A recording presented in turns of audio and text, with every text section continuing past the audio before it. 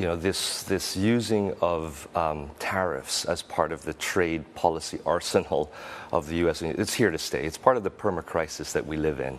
So we're really asking our clients to really better understand their supply chain, volatility. Tier 1, Tier 2, Tier 3 suppliers. Do they understand who they are, and basically what are the choke points or the potential choke points in that supply chain? Know your supply chain, know it intimately. Exactly. And then also think about, do I need to diversify my supply chain? Now that I know that I have many suppliers that are in China, what do I need to do about diversifying and get other suppliers that can provide the same kind of product and services, but in another location? And get around tariffs? And get around tariffs. Now, the problem with that is when you enter a new market, it's not that easy because you don't know who your suppliers are. You don't know what kind of potential risks that is involved being in another country.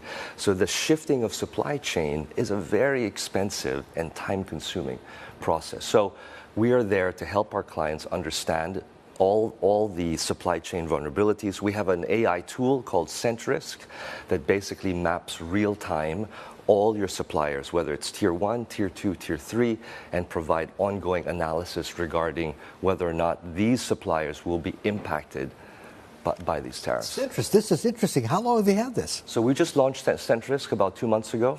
Okay. So it's basically just in time for the volatility that we're seeing. What's the response been like from clients? Excellent. We had a recent conference, the Pan Asia Risk Management Association in the Philippines, and we had a number of very, very large clients really looking into whether or not this is something that could help them. Yeah, they're saying, David, I love this. Yeah.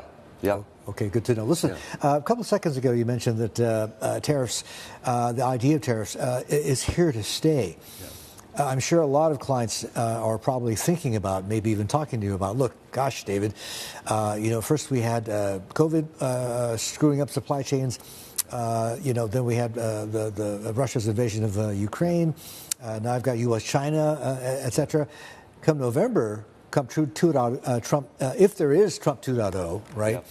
This is a man who's talking about 60% or higher tariffs on China and a potential blanket 10% on anything that comes into the U.S. Are you having a lot of conversations with clients about that risk and how to mitigate that? Yeah, and look, whether it's Biden or Trump, I mean, both have shown the use of tariffs as, like I said, as an arsenal in their trade policy negotiations. But for sure, we're having a lot of clients starting to war game the prospects of a Trump presidency and the impact that will have with tariffs. As you said, 60% blanket, that is going to be detrimental in terms of, really thinking about finding suppliers that, can basically help in terms of supply chain resilience. So we are helping clients at the moment, and this is part of why we've launched Centrisk, is to be able to put this AI tool in front of clients and then help them map the vulnerabilities that exist throughout.